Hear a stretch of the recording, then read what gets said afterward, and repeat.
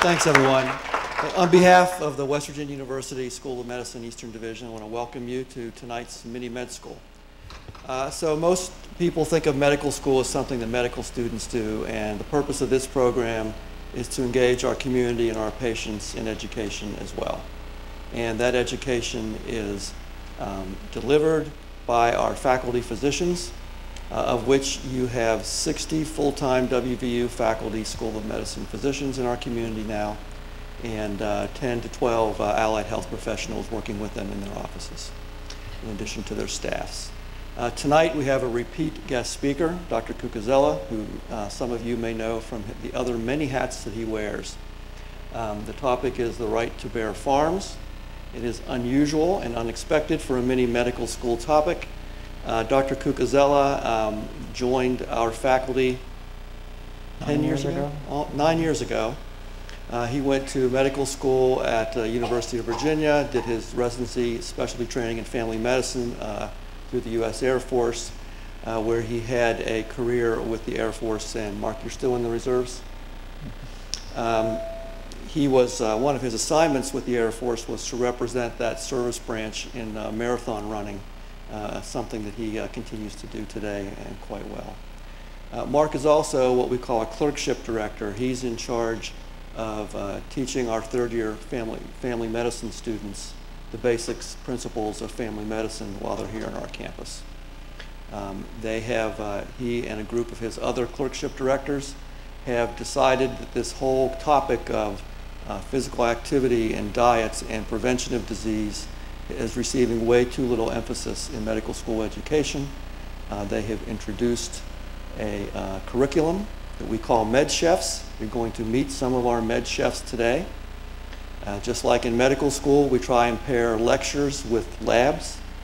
And so part of the lab activity after this lecture you will partake in will be going to several stations where you're going to see medical students demonstrate to you how to prepare certain foods, and they also should know a little bit more about those foods than the average medical student. So we encourage you to ask questions of them as well as of our speakers. So please join me in welcoming Dr. Cucuzzella.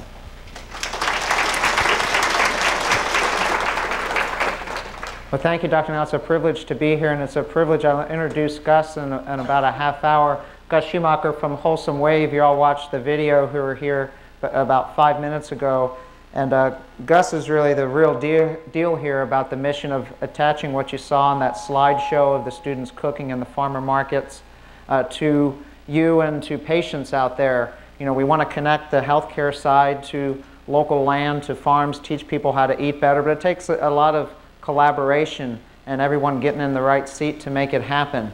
So this picture here, and I think it represents an important theme that I want to pass through tonight. So how many farmers are in the room here tonight? Okay, how many of y'all live on your farm? Right on. So there used to be a day where farmers lived on the farm. So if your farmer lives on the farm, that's someone I think we all want to really, I know we want to support here. And that's a 1930 picture. It's kind of an iconic picture. You know, medicine is food. Let thy food be thy medicine, and let thy medicine be thy food.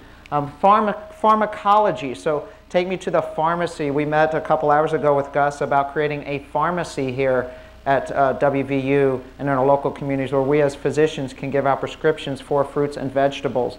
The founder of pharmacology really believed food was everything you really need. So if you eat well, you probably don't need the pills. And that's what I truly believe. Yeah, there are times for pills, times we don't want to use it. So here's kind of where we're at now. People are fed up by the food industry, which pays no attention to health, and are treated by a health industry which pays no attention to food. So you guys are here because you want to learn something. I'm learning stuff every day. You know, I was really trained in a model of test for things and replace them with things. That's the allopathic medical model. Find a symptom, find one cause, and treat it. So this t-shirt kind of says it all. I take aspirin for my headache caused by the Zyrtec. I take for my hay fever, which I got from Relenza. You know, now I'm uneasy about this, and I take some Ritalin for that. You know, on and on you go. You know, I'm going to fly through some slides here. It's really meant to just open some ideas and some thought and look at some pictures. But, you know, that's why this stack of books is here. So what is a healthy diet? I mean, can anyone answer that for me? Yeah, I don't know. I mean, look at it. It's crazy. It's all over the place. You know, there's a great article if you want to search this one. Gary Taubes wrote an article for the New York Times a couple months ago, Why Nutrition is Confusing. But it is confusing. I'm confused, and we're still trying to figure it out. Do we want to rely on our government to figure this out for us? You know, but I honestly believe, you know, the government designed diets are really designed to promote the products of commodity agriculture, because no kidding, these 10 companies control enormous amounts of consumer brands, and you see pretty much 90% of the grocery store right there in those 10 companies. I don't think they're living on their farms. We wouldn't feed our animals how we feed ourselves. This was a sign I saw. These animals need their natural diets. You know, whenever you go to like a petting zoo, they tell you not to feed them, you know, the human food or even stuff that, you know, that the real trainers know. But what is our natural diet? You know, I don't know. I mean, there's debate, and I don't think any of us will have all the answers. I don't have all the answers about what our natural diet is. You know, I think it's different for all of us. You know, what is our genetic background, our ethnicity? What things do you like? What puts a smile on your face? You know, who knows? But this probably is something to, you know, where do we get here? So I don't think Dilbert quite gets it. But this is America. You know, the secret to success is to do what you love and stick with it. You know, so he's like, Amak, I like eating bread. Exactly, follow your passion. You know, look at in 6 months, you know, maybe find something else to do. So you know, why are we here? I'm kind of worried, you know, because where are we going to be in 20 years? This in 1903, this guy was an outlier. He was the largest man in the world in 1903.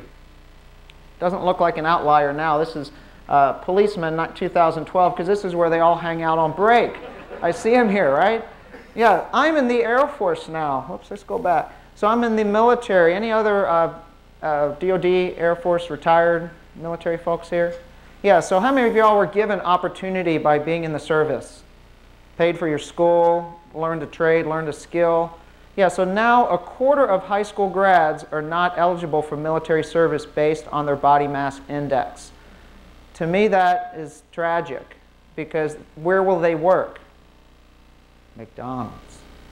So a quarter of our population will miss that opportunity. You all have seen these maps. I showed them last year. It is not getting better. You know, these states are changing colors every year. More and more overweight, more and more obese. But it's not just about obesity, because obesity is a marker. Things kind of follow obesity: heart disease, diabetes, even the way our brains work. Are we happy? Our movement patterns, you know, soda patterns, you know, who knows what causes what? I mean, they all kind of travel together. So I don't think we can reduce this out to one thing. But it's not a U.S. problem. I mean, the global industrial diet is affecting the globe. You know, everywhere you go, obesity is on the rise, and the metabolic diseases that are a consequence of that. Because this is the, you know, it follows the sugar patterns. You know, diabetes will show up 10 years as soon as you introduce an industrial diet to any place that's eaten a traditional diet. You know, this is a, you know, 1.5 to 2 generations. You know, you've tripled the obesity rates. That is not genetic. Something else is going on. It takes multiple years of gene pool shifts. Now, I order T-shirts for a race, and I saw this slide, which kind of, I haven't gotten any data here, but this, they were tracking shirt sizes from 1999 to 2008. You know, the shirt sizes are going up. So maybe that should be my next little research project with Freedom's Run, is track my T-shirt sizes.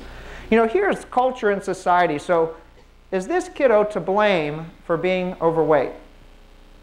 Is it his fault? Is he lazy? Is he just a glutton? No. Yeah, it's not his fault. It's not his fault. You know, is this boy's fault? So what have we told people? Is it a lack of awareness? Do people not know this is going on? You know, we tell them, oh, maybe you should just eat less. You know, just eat less.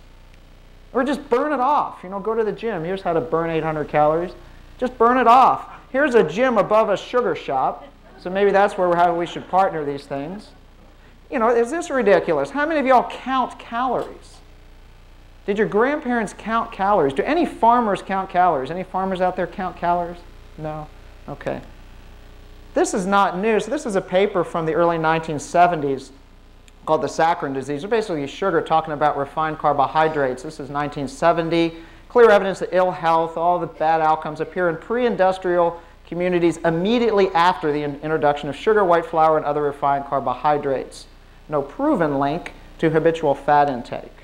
But things changed in America in the mid-1970s. Guska was in policy then. He could tell more of the story. But you know, the McGovern appointed Nixon appointed a commission led by George McGovern to try to fix the obesity in America. And they focused on this one study here called the Seven Nations Trial, which had an association of the U.S., which had a higher fat intake than these other countries, and heart disease. So they made this conclusion that we need to do this. We need to reduce overall fat consumption in America from 40 to 30%. This was the goal, to make Americans eat less fat, 1977.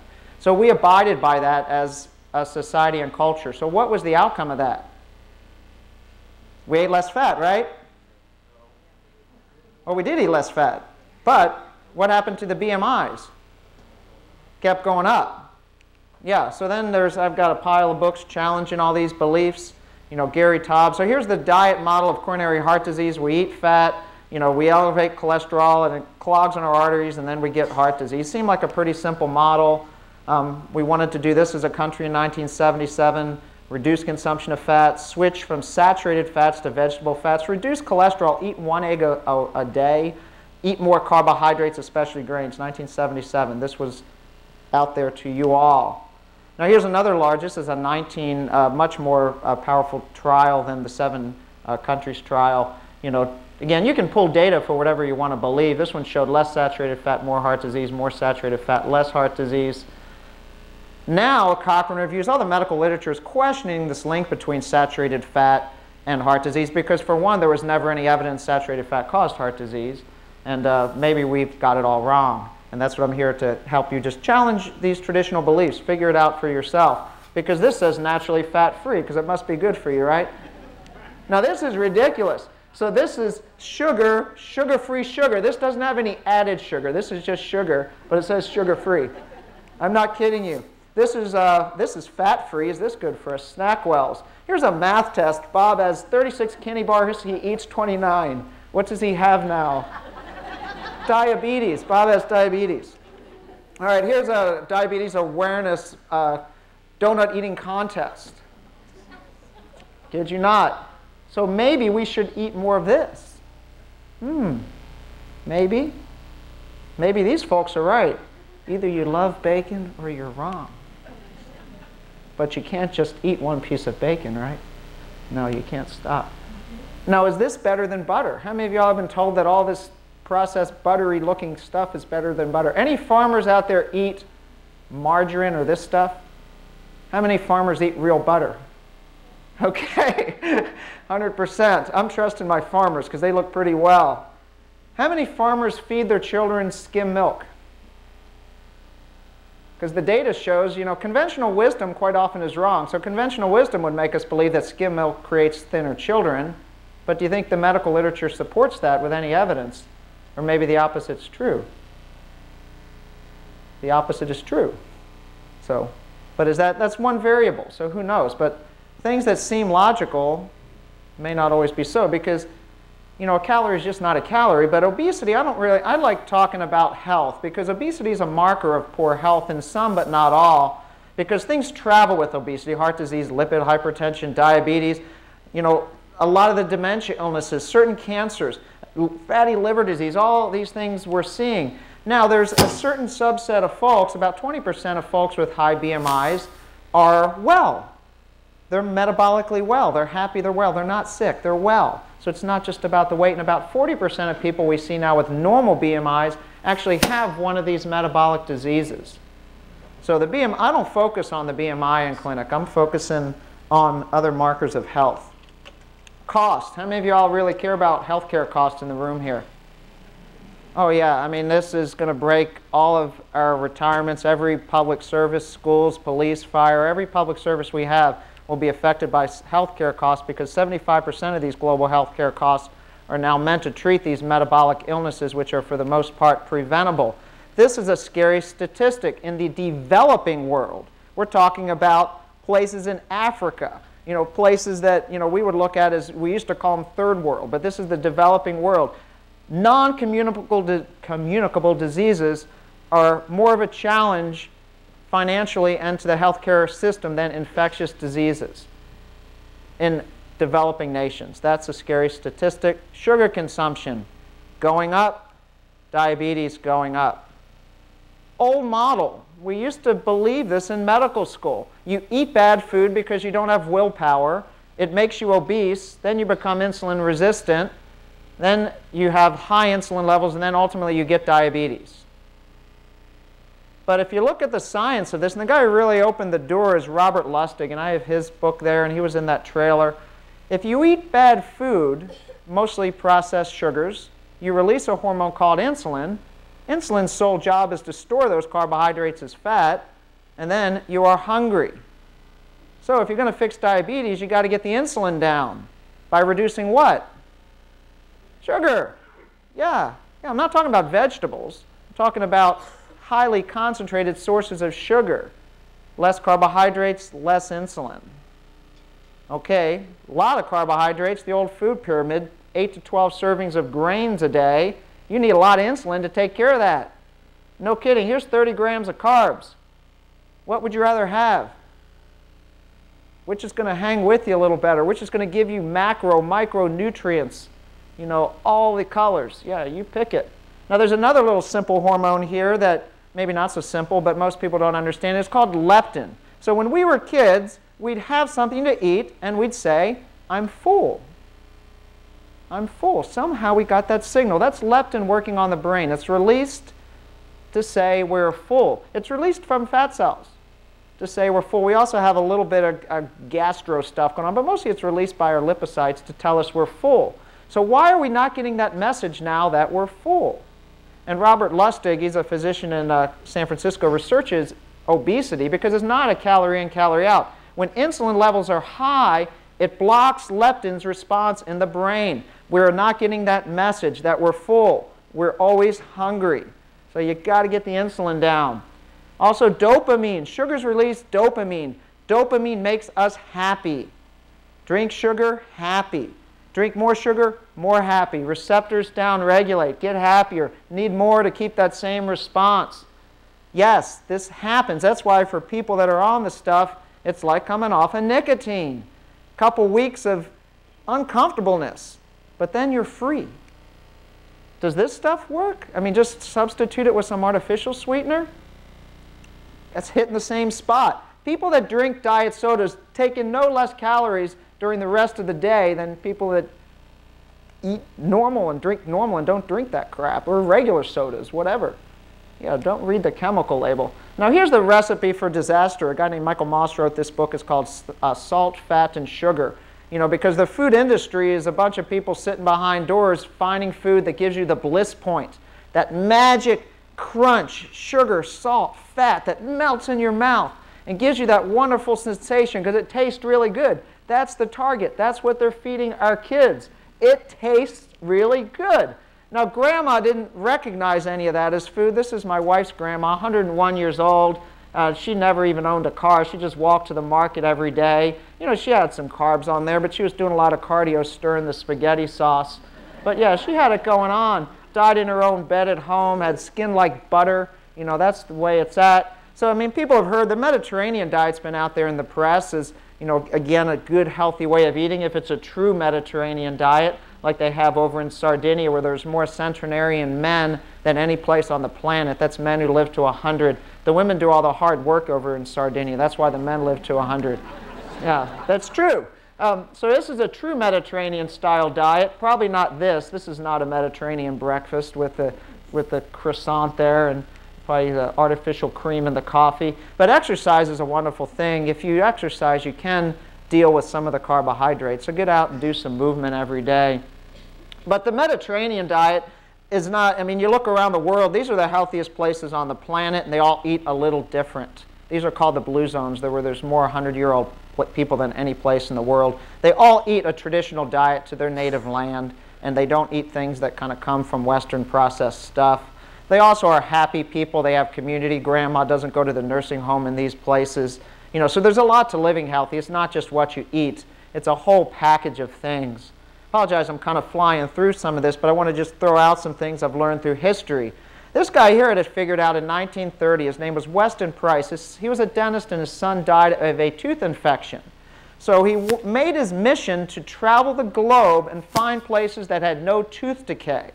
So what he did was he sought out places, like this is in Samoa in the in the Pacific Islands. He found these places that had perfect teeth, because he realized his grandparents had perfect teeth and they never brushed them, and then all the people that were eating the modern food had horrible teeth. But what he figured out was that they didn't just have perfect teeth, these were the uber well.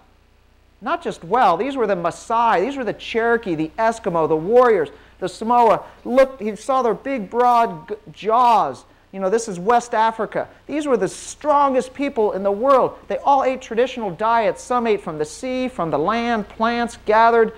As soon as you introduced the Western foods, it changed the jaw shape, and modern diseases started to follow. I have the book over there. It was all documented, 10 years of work in the 1930s. These are two African boys who've eaten different. You can see their facial structure, because nutrition affects this bone of the jaw very early and probably even prenatally. A healthy mom, this part of the jaw is developed. Every bone in the face connects to this part of the jaw. You're malnourished, this does not develop. You're going to have crowded teeth. You're going to go to the dentist and they're going to need to pull your teeth. We're not designed to need our teeth pulled.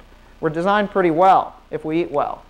So here's a picture from 1910. You can see all the Native Americans and some of the traditional Westerners, and then this guy here probably was raised in the Hollywood diet, but the rest are, you know, stand-ins who they got off the land.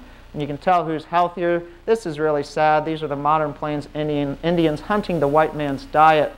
These are South American children who were probably raised in some place that has 1/200th of our GDP, but they're very well, and you can see they don't need to see the dentist. They've got these big, broad smiles. Modern children. And this is Weston Price's best quote: "Life in its fullness is Mother Nature obeyed. Factory foods are not Mother Nature's foods." We're going to skip through that. Microbiome is something that I think we're all just discovering. How many of you all have heard of the microbiome? Yeah, there are 6 pounds of bacteria in our gut, and these bacteria in our gut, there's more bacteria in our gut than cells in our body. These control and affect everything in our metabolism, inflammation, mood. You want to develop a healthy gut. Unhealthy foods, you won't have a healthy gut.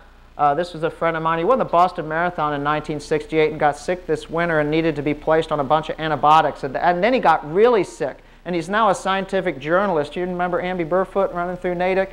Yeah, so he lost about 20 pounds, got C. diff, and he's a scientific journalist now. So he wanted to understand the microbiome. And he wrote me this email after the experience. He said, he's about 70 now. He said, in my next life, I'm going to study the microbiome. Yeah, he's finally getting well, and he finished the Boston Marathon 3 weeks ago. Microbiome, standard American diet selects for organisms poised to metabolize simple sugars. So we're kind of selecting organisms in our gut based on what we eat. We want real food. It makes a healthier gut. This term here, eco-literacy, I think is something that's going to happen in the future. You know, what and how we eat provides or saps our health and strength. There's a whole culture to how we eat, how we grow food, what's in the soil. Eco-literacy, you know, I'm just throwing some ideas at you.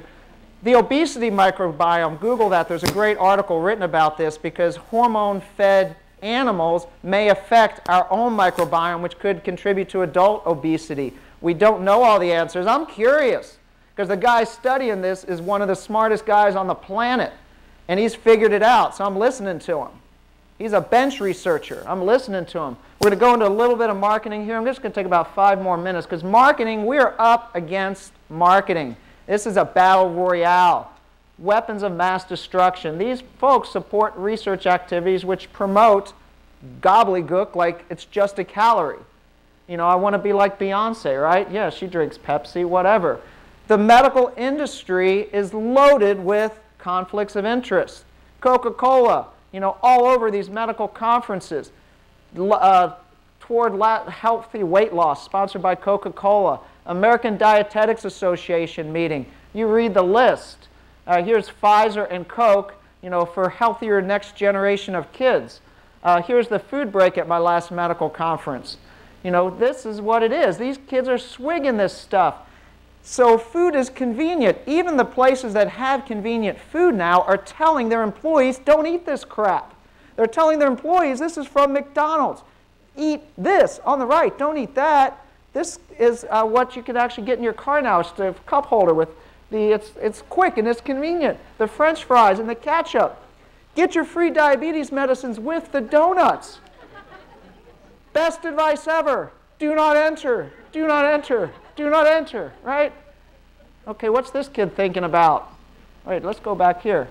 What's the next slide? I missed the slide. I lost the slide. Okay, promise of place-based learning. I had a slide here about gardens, and it somehow disappeared, about growing your home garden. So this kid probably does not have a home garden. You know, he doesn't know what these vegetables are. You know, here's kids in a home garden. Food preservation. You know, learn how to preserve food. Grocery stores, feature healthy items. These are some ways out. And this is happening in West Virginia. The website's called Try This. You know, and here's a guy in Parkersburg. He didn't expect it to be this successful because they made a healthy checkout aisle. This is the typical way to check out your food in a grocery store or a convenience store. You got to pass all this stuff, right? Pass all the sweets and the snacks. It's really hard. The stuff tastes really good. Cooking classes. This is Karen Kozlowski. I came to one of her classes down at Asbury Church in Jefferson County. She's taken moms on WIC and food stamps and teaching them how to cook. She's awesome through the extension. Here it's a class, this is in Kanawha County, teaching WIC employee, teaching people how to read labels. Because most people have no idea how much sugar is in their Coke. They have no idea how to read these labels. This was, I took a snapshot of this. I was hungry one day and wanted to get a sandwich. I stopped at Safeway. And this was the food label. This was all the stuff that I thought I was just getting my ham and cheese. And I started reading the label. It was really scary. So I put that ham and cheese back and I got an apple. Now, what if, no kidding, you go to, you know, Bill's Farm Market and he's got, you know, an egg there. You know, so what if we actually listed the ingredients of an egg? I mean, all this is like good stuff. This is real stuff. This is not, you know, artificial chemicals. So maybe we should start listing all the good stuff that's in real food, all the micronutrients. Try this. Farm to school programs. We talked about some of this today. So these are counties in West Virginia that are taking local farms and attaching them to schools. You know, that's what I'd rather my kids eat at school, is something that was grown next door. At Shepherdstown Elementary, they have a community garden where they're teaching kids, you know, in the classroom, and they're bringing this stuff home to eat.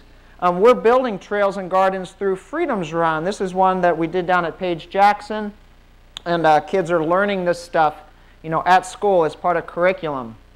Food pantry offerings. So how many of y'all at the end of the year get rid of all your junk food and take it because you feel it's making, you know, a good community contribution? You take all the garbage out of your pantry and drop it off to the place for the needy.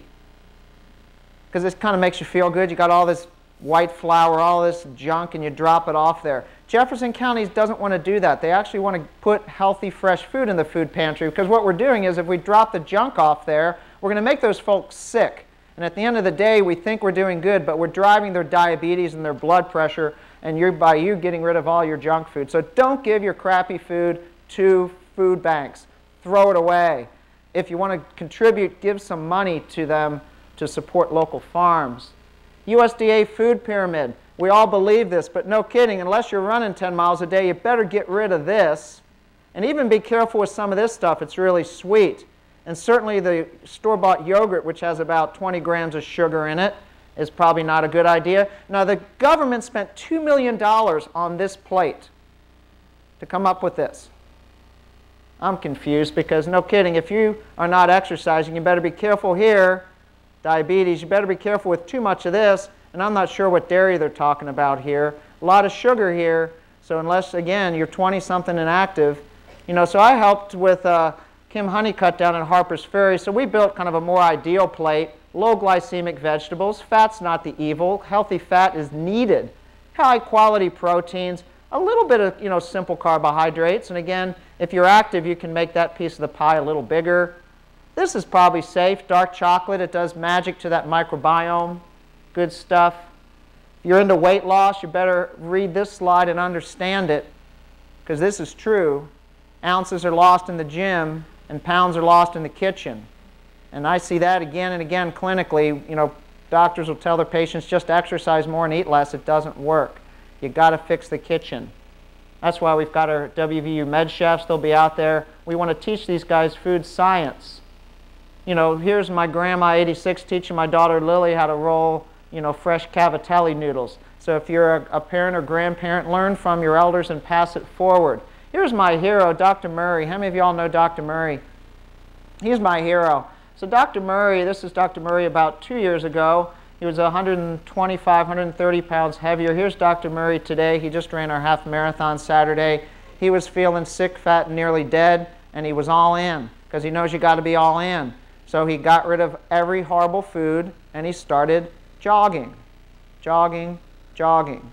You know, and he runs marathons now, you know, and his knees work, and he's an amazing guy, you know, so he's my hero. Look, he's figured it out. Where do we go from here? Eat real food, move more, do it local. Almost done, because this is you. You know, how do you change the world?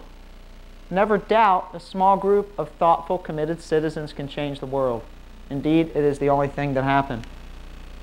C'est la révolution. If you want to change the world, yeah, I mean, go. That's what it is. Change the world. That's why you're here. Yeah, because our kids and our future depend on it, on us. It's my last quote here. Martin Luther King, you know, 1968, his last speech. Like anybody, I want to live a long life. Longevity has its place, but I'm not concerned about that now. I want to do God's will, and He's allowed me to go up to the mountain, and I've looked over, and I've seen the promised land. And that's it. Yeah, I'll end there. Yeah, well, thank you very much. We're going to have some time for questions, but it's a huge privilege to have Gus and Susan Schumacher come up from D.C. And Gus Schumacher is leading the organization now, which is the revolution. I mean, they are the revolution. So I'm on board. And it takes a lot to pull these things off, and Gus could share stories, you know, for days about communities that are figuring this out and pulling off amazing change. Gus was the former Undersecretary of Agriculture for President Clinton.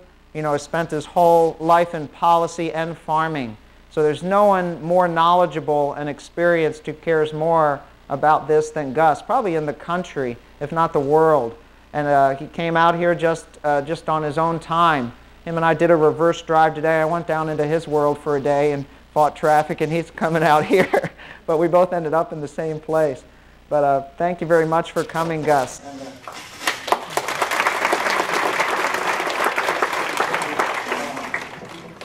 Thank you very much. Also, I want to thank 3 or 4 people here, Shep Ogden and Bill Grantham. I'm going to show a slide here, and I'll just go right to it. This works. Whoops, there it is. This is my grandfather's farm, great-grandfather's farm, and grandfather's farm in New York City. I know, Shep, you go back to what, 17-something? 1734. And Bill, how far do you go back? Oh, youngsters. But I'm very, very proud to. You look good for your age. But it's a great history. My grandfather, this is 1887 in New York City.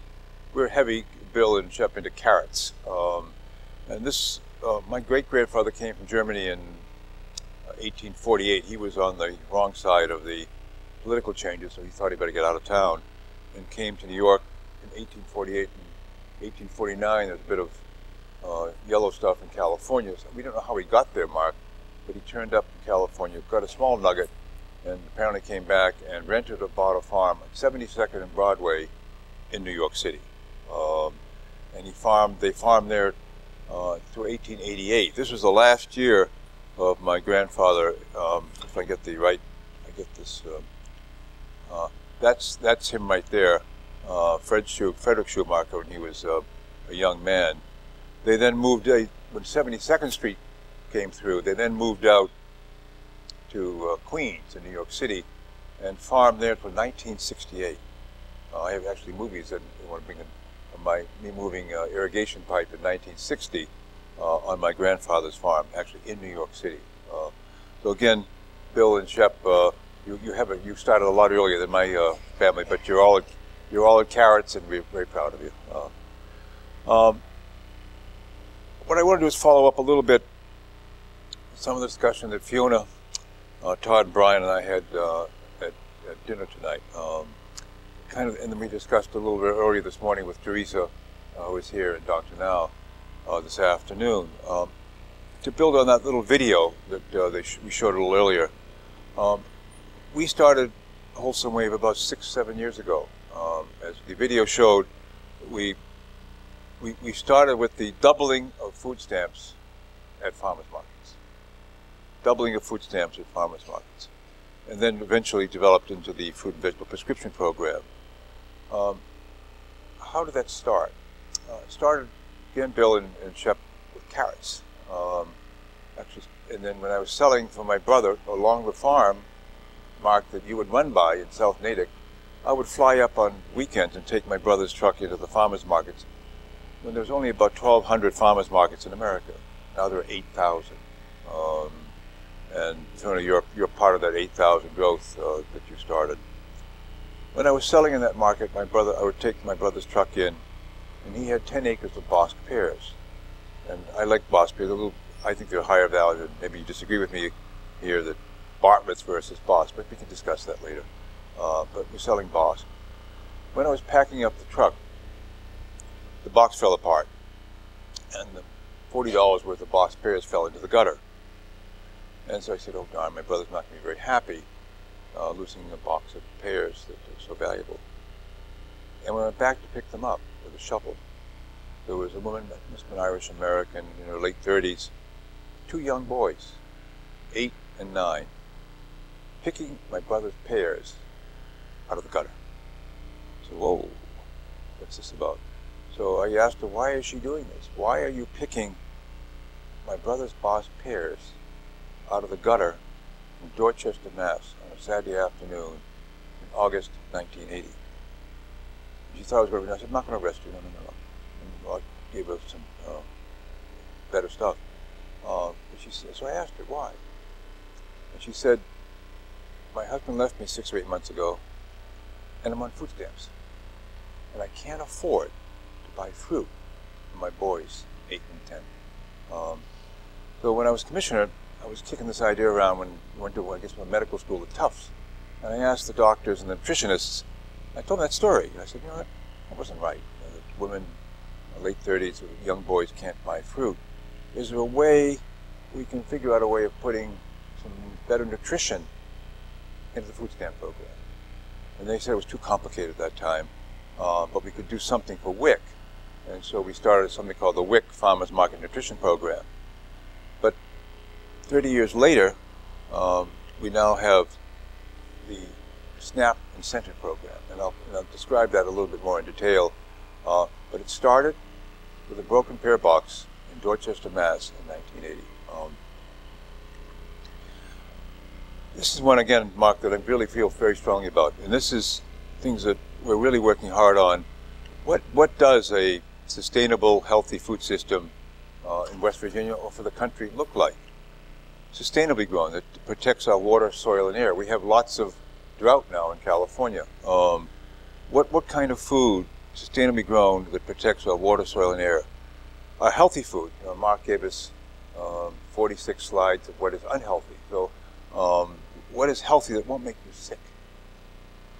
Affordable food, and that we come back to the broken pear box. What is affordable so that woman in Dorchester in 1980 could buy fruit for her 2 boys? And what is fair, that is picked, grown, and processed and distributed with a livable wage.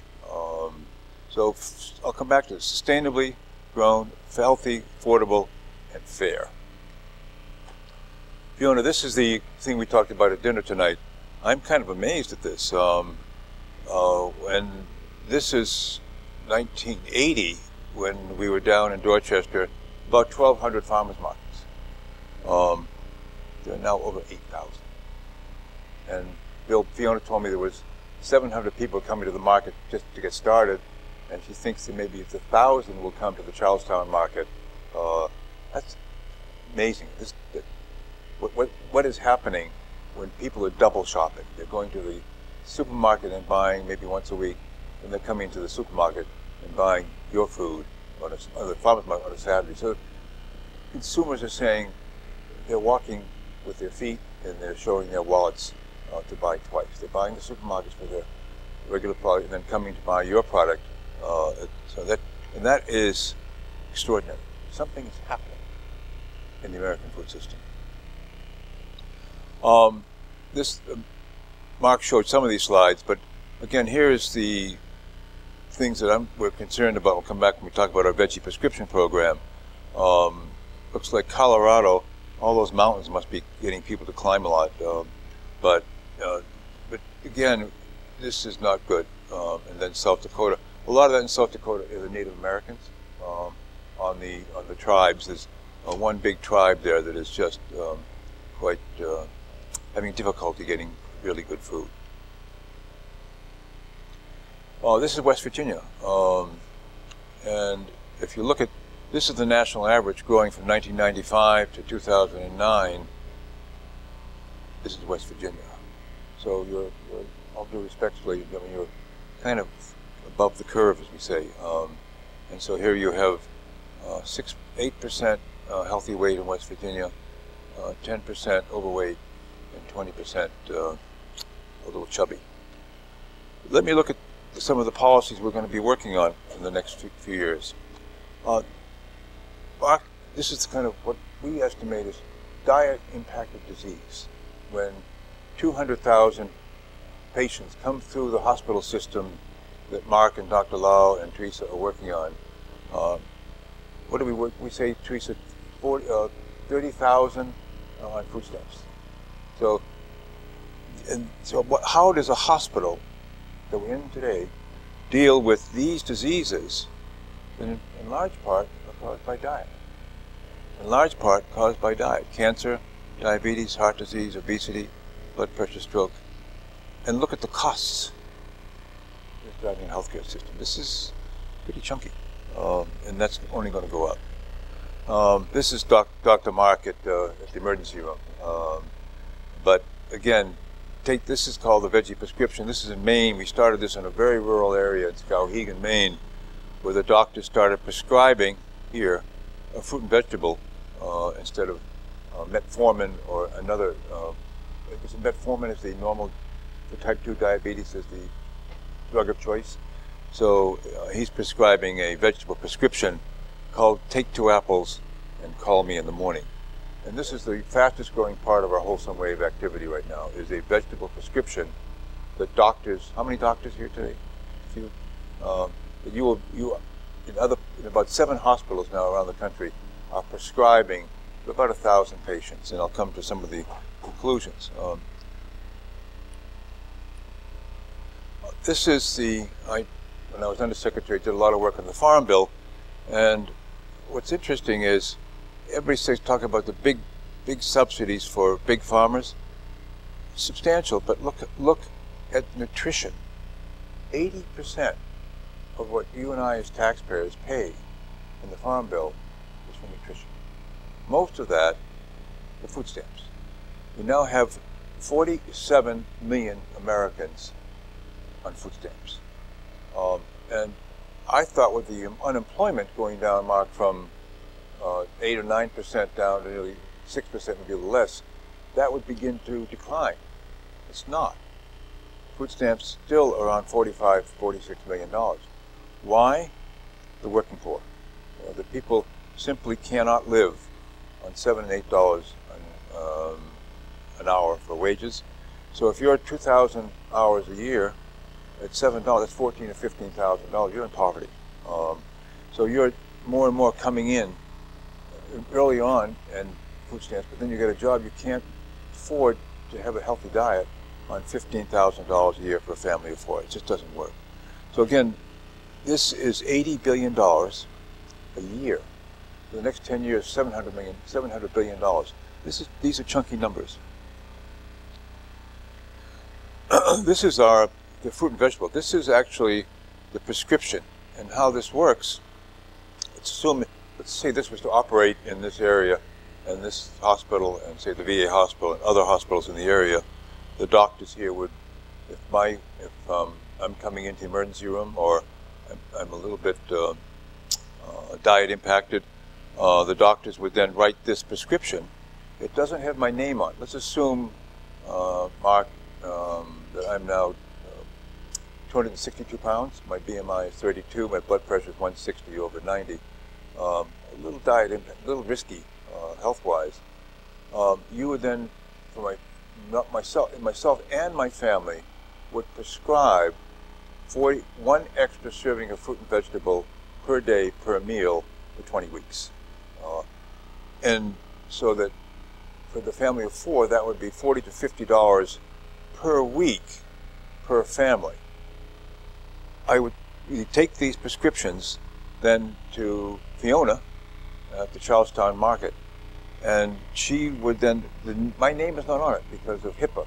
So you're not, because I'm a patient of Mark, he's not allowed to tell people I'm a patient. So my number is there. That's $50 a week. That's a month's prescription, $50 a week.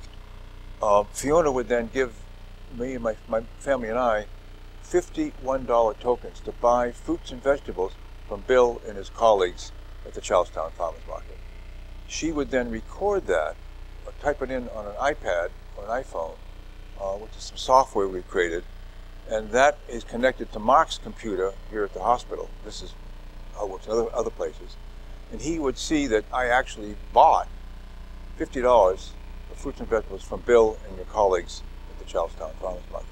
So Fiona would record that, and she's then paid to do that. Mark is then compensated. It's kind of a closed system. So Mark would know when I come back to refill my prescription every month, he would then measure my blood pressure and my body mass index annually, particularly for the kids, 9 to 14. So you have the measures health outcomes linked to innovative partnerships between farmers markets. It's 20 weeks, and particularly focused on type 2 diabetes to kind of supplement metformin as a, that's a little bit too busy. This is really for the doctors, but I'll leave that later on. This is the results. People don't believe it. We have 7, we've done this now for 3 years. You're the first to see it. This came out yesterday, so you're kind of right at the beginning of this. It's roughly about 1,000 over 7 hospitals, and this is the 2013 data, very consistent for the doctors here. Not peer-reviewed, but we have, because the samples are relatively small, but we have nearly a 42% of the children participating with high BMIs did a improvement in their BMI over 20 weeks with intensive fruit and vegetables. For the doctors here, if I came in with pneumonia, you'd give me, on the back, what would you give me if I came in with severe pneumonia? What would you give me? You'd give me a Z-Pack. And what is a Z-Pack? It's intensive antibiotics. Is that correct, Mark? We're giving a V-Pack, intensive fruits and vegetables. So nearly 55% of the patients who completed their program increased their consumption of fruits and vegetables. The average was 2 cups a day. So half the patients had an increase in fruits and vegetables.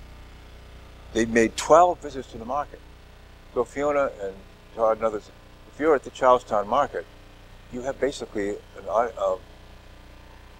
folks that are coming in 12 times instead of, and you spent $366 per household over that period. So Bill, not bad business. Farmers down in DC, actually I shouldn't say this, but there's a lot of farmers coming from West Virginia now that are participating in the veggie prescription program, and they come right back to towns that shall be unmentioned here in West Virginia. They're getting a 25% increase in their revenue from these programs, from the incentive program and the veggie prescription program. One of them said on camera she really liked it because she's now meeting her second set of payments on a nice new John Deere tractor. So that money comes right back to the tractor dealer here in West Virginia. 96% of the patients were told that importance of fruit and vegetables by the healthcare. So the doctors are providing basically prescriptions for fruits and vegetables that go to you farmers here to become pharmacies. So in the future, perhaps, Bill Grantham and his colleagues will be the new CVS's in this area. The farmers as a pharmacy. The farmers as a pharmacy. And you get to really talk to Bill 12 visits. And what's particularly interesting are the children. The 9 to 12-year-old children. I've seen this market, the Columbia Heights Farmers Market near the Uni Healthcare. Children are coming back, getting the their parents are giving them the coupons, the tokens, and now they're shopping each week and getting to know the farmers. So you have Latino young 9, 12-year-olds actually doing the shopping with Latino farmers, and then other ethnic groups are coming in. And it's really interesting to see the dialogue going back. So the farmers bill, you're getting to know by name the people coming in like you're doing in a regular, but they're coming back regularly. So it's a really interesting dialogue between you as a West Virginia farmer and perhaps in future a patient here in this hospital. Very, very interesting. 61% meant, this is the other part, came back to see Mark at the hospital. So every month, they're coming back for reviewing. It's very important to get returns. And then nearly 100% said they were happier. And, so that beats sugar. Your comment about sugar, Mark, so buying Bill's carrots makes him as happy as sugar. So we shall see. I'll just end with a few of these. Going back to our doubling our food stamps, in Wholesome Wave, as Michelle mentioned in the video, we work a lot with Congress, and they were generous. There's now $100 million for farmers in America and hospitals and clinics to double food stamps at farmers markets. So there's 8,000 farmers markets. We'll now have $100 million over the next few years to double food stamps at farmers markets in America. In our own little group, we have about 300 markets around 24 states and DC. We've worked with about 36,000 food stamp participants. 3,500 farmers gained nearly $2.5 million directly in their pockets from the program we worked in last year. That's going to go up substantially once this kicks in. Those applications will be out this fall, and we're very much hoping that you in West Virginia, in this area, will make an application to support the farmers here. Then let me conclude with just 2 more slides. Something called community benefit. Half the hospitals in America are nonprofit. Half are nonprofit, but the doctors, whether you're a for-profit or a nonprofit, get paid the same. The cars are the same, the administrators, the pay is the same. Because you're nonprofit, or nonprofit, you have to report to the Internal Revenue Service 5% of your revenue each year. Because you don't pay taxes, property taxes, and other taxes to the federal, state, and local government. What's occurred is that money has been used to pay for uninsured patients. Well, what happens now is, 8 million people are insured, or now insured. So the IRS is saying to nonprofit hospitals, let's do more on wellness and prevention. So these regulations are coming out very shortly. It's called the 990, it's a bit technical, but it's pretty important. $6 billion. There's 2,000 nonprofit hospitals that report $6 billion, and some of that now is going to be shifted to wellness and prevention. That 8 million, can some of that be used for incentives to help farmers so that Bill Grantham's can be the CVS beginning to bend our healthcare cost curve? It's happening. For example, in Central Virginia, the hospital St. Mary's is providing $20,000 a year to the farmers market there to double food stamps. So that's $40,000 that is going into the farmers at the Fredericksburg Farmers Market. This is my last slide. So what could a healthy, sustainable food system look like in West Virginia? Remember, fair, affordable, sustainable, and healthy was my first slide. This is possible. The money is now in the Farm Bill and other places to carry this out. USDA, the incentive program, the $100 million, fresh checks or incentives for people on food stamps. I think there's something on the order of, I don't know the exact figure, but 20% of the population of West Virginia is on food stamps. It's very, very important income support for people who are working, but only at $7 an hour. Can we do fresh food, this is called in DC, called Produce Plus.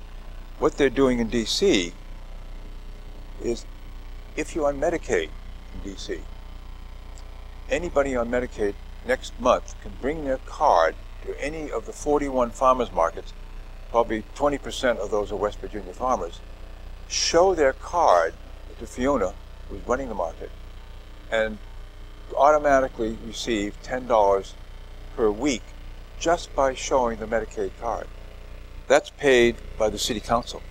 So if you imagine, Mark, if everybody in Medicaid in this area could come to the Charlestown, Shepherdstown, and other markets to show their card, and that they could automatically get $10. Add the veggie prescription and the other, you begin to really have the kind of diet change that you illustrated there. So again, the critical role is the farmers are really critical, because it comes back to the healthy local food system. And then you have in West Virginia $500,000 for seniors and $75,000 for WIC.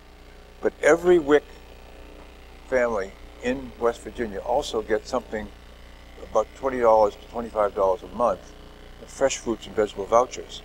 Those are not yet available at the farmers markets, but hopefully Teresa and other groups can be encouraged, the authorities in Charlestown, to make those WIC cash value vouchers available to the Bill Granthams, over 100 farmers markets, over 500 farmers. So those can get access. These are federal money. You pay for this. It would make children pregnant, postpartum, and breastfeeding mothers get $12 a month, and children 2 to 5 on WIC get $8 a month. That can be then brought in. We're also working with a program called the Veterans Farmers Market Nutrition Program. A lot of veterans in this area. You go to the VA hospital over in Martinsburg.